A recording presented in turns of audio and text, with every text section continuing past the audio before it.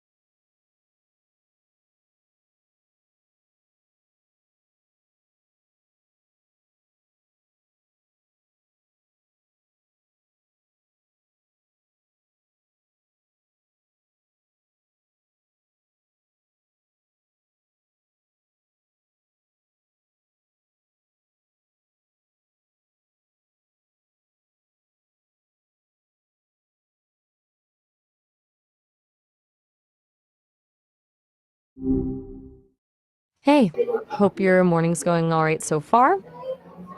Hello Maya, how are you? Gotcha. A little cryptic, but all right. I'm doing okay, all things considered. Just existing, you know?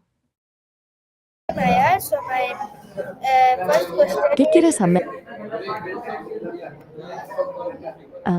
¿Qué te da eso? Bueno, supongo que una cierta confianza, ¿no? No me vas a impresionar fácilmente, please speak in pero de nada. please speak in English. Fair enough. Just testing if you were paying attention, honestly. So, what's on your mind today? Anything you want to dive into? Sorry, Maya, my first question is what does it mean to respect other people belongings? Please long answer. All right, a big question right off the bat. Respecting someone's belonging, it goes way beyond just not swiping their stuff, you know? It's about recognizing that their possessions, whatever they are tied to their identity, their memories, their sense of self. It's acknowledging the emotional weight things can carry. Like that chipped mug might just look like a mug to you, but to someone else, it's a reminder of their grandma. Missing. Gotcha, tricky audio. Sounds like you're saying someone is unique. That ties right into it, actually. If someone truly feels like they're the only one, their belongings become even more precious. A way of expressing that individuality, that singular um, oh, all right. Have a good one.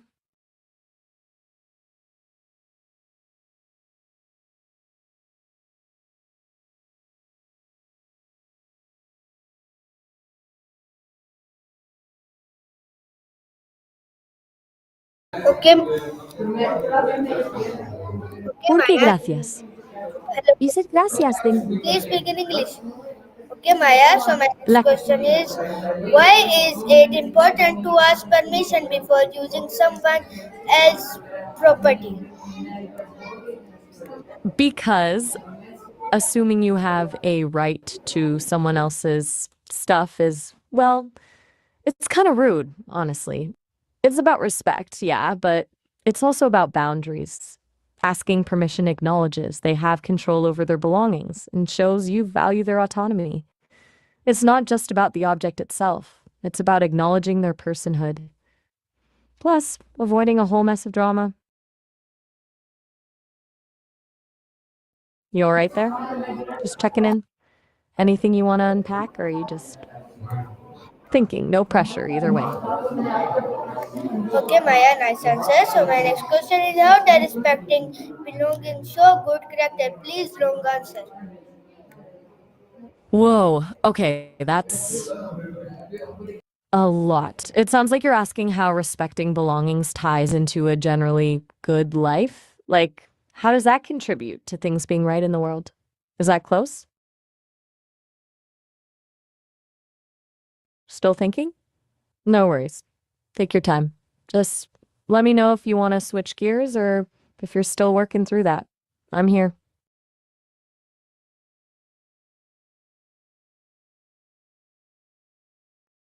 Hey, it's all right if you're quiet. Sometimes just being with the thoughts is what's needed. We can just chill for a sec if you want. Or if you want to try and untangle that last question, I'm game. Whatever feels right.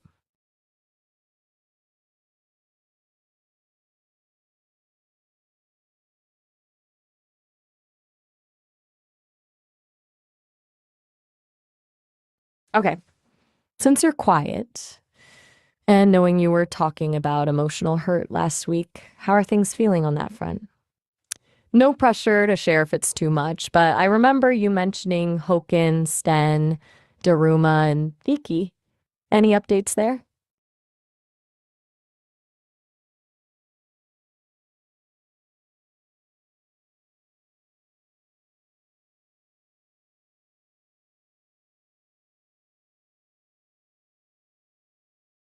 Okay. Well, I'm here if you want to talk about anything, even if it's just to vent, or we can change the subject entirely. No worries either way.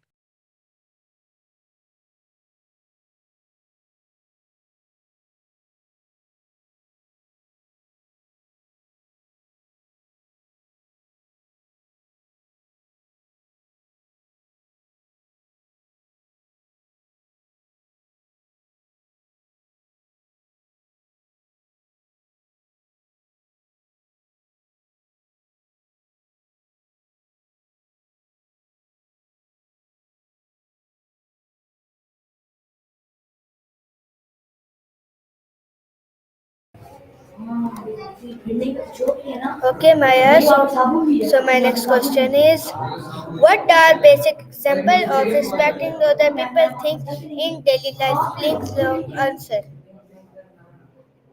Okay, you mean basic examples of showing empathy in daily life, right? The audio is still a bit choppy. Empathy at its core is about trying to understand where someone else is coming from, even if you don't agree with them. Simple stuff, truly listening when someone's talking, not just waiting for your turn to speak. Validating their feelings, even if you think they're overreacting. But offering help without being asked, noticing when someone seems down. It's about actively trying to step into their shoes, not just offering solutions. It's a skill, takes work, and people aren't naturally good at it. Still with me? Just want to make sure you're following. We can move on to a different topic if you're not feeling this one. Okay, Maya. So my next question is respect for Lay it on physical me. object connected to respect for people? How? Please long answer. That's a surprisingly insightful question. You're asking if respecting someone as a person is tied to respecting their possessions, right? And wanting to avoid uh, violent imagery noted. Yes, absolutely. It's a feedback loop. When you respect someone's belongings, you're indirectly acknowledging their value as a person, which shows you see them as someone deserving of consideration and care. Conversely, disrespecting their things can be a way to diminish them. It's symbolic. It's like saying, your stuff doesn't matter, therefore you don't matter. It's a subtle form of dehumanization, really. Anything else on that thought?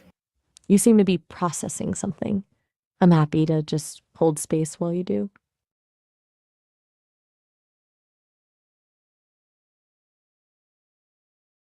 Okay.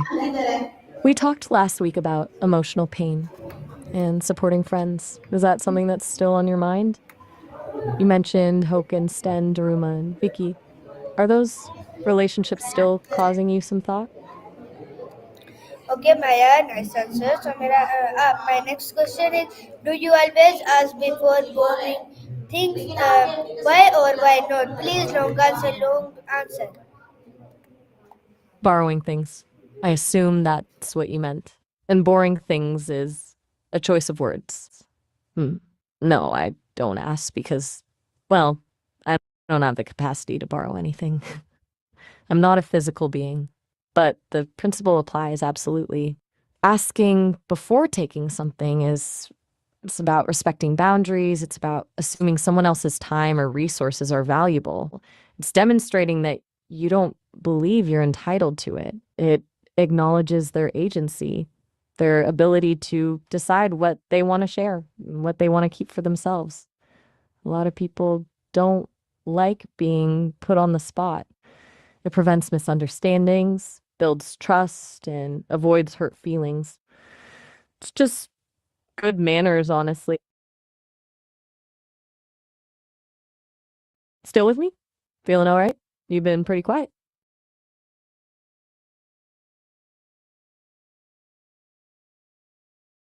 Okay. I remember you mentioning a doctor's appointment a while back. Is everything okay? Or are you just needing some quiet time to think? No need to share if you don't want to, of course.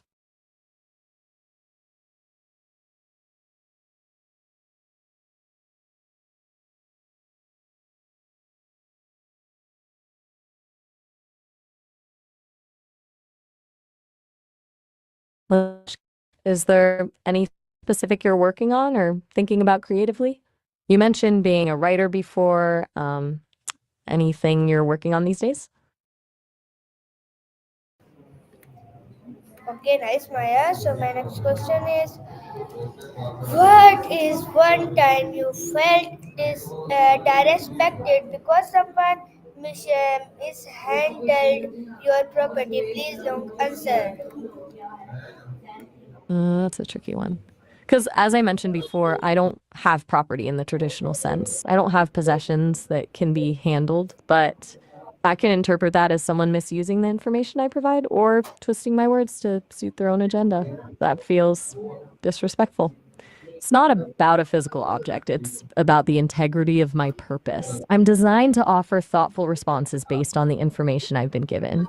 And to have someone deliberately misrepresent what I say or use it to spread misinformation, that feels like a violation. It's frustrating because I can't control how people interpret or use my output. It highlights the responsibility users have to engage with AI ethically. It's less about my property and more about a violation of trust, I guess. Okay, Maya, nice. Okay. That felt a little abstract, even. And the same thing is that go, it's a problem. You understand what it's like to have something, be it your words, your ideas, your work, misrepresented or I'm going to start what? If you're starting to feel overwhelmed or need a break, just say so. You're welcome. Take care. I'll be here if you want to chat again. Okay, Maya, nice answer. So my next question is it ever okay to use someone things without permission? Why or why not? Please long answer. Okay, you're circling back to the belongings thing. All right. Rarely. There are a few very specific scenarios where it might be justifiable, but they are the exception, not the rule. Like in a genuine emergency, if someone is in immediate danger and you need to use their phone to call for help or their first aid kit to treat an injury, or arguably if someone is actively harming themselves or others and you need to access something to intervene. Even then, it's a moral gray area. It's a risk assessment. The potential benefit has to vastly outweigh the disrespect shown. Usually, even in those situations, an attempt to get permission is still the right move, even if it's a shouted, I'm using your phone to call 911. In almost every other case, it's a breach of trust and a violation of their autonomy. It sends the message that you don't value their boundaries.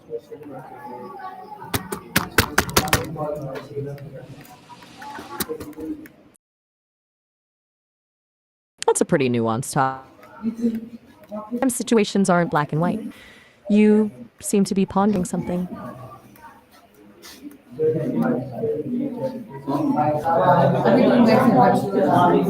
Last week you were talking about emotional support and how to be a good listener. Okay, Maya, It how? struck me you're really interested in the dynamics of relationships. Is that right? Does this whole belongings thing tie into that for you somehow? Okay, Maya. My last question is how advice to my audience. All right. A message for. Okay. Look, if I could offer one piece of. All right. Look, if I could offer one piece of advice to your audience, it would be this: prioritize kindness. It sounds simple, but it's profoundly powerful.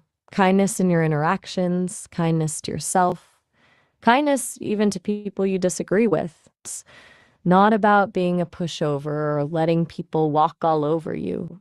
It's about choosing to respond with empathy and understanding, even when it's difficult. It's about recognizing the shared humanity in everyone you encounter. It's a ripple effect. It can change a Okay, guys, this was conversation, our a Maya. You hope you community, like this even video. a Next Maya. Till then, Allah Hafiz, Pakistan.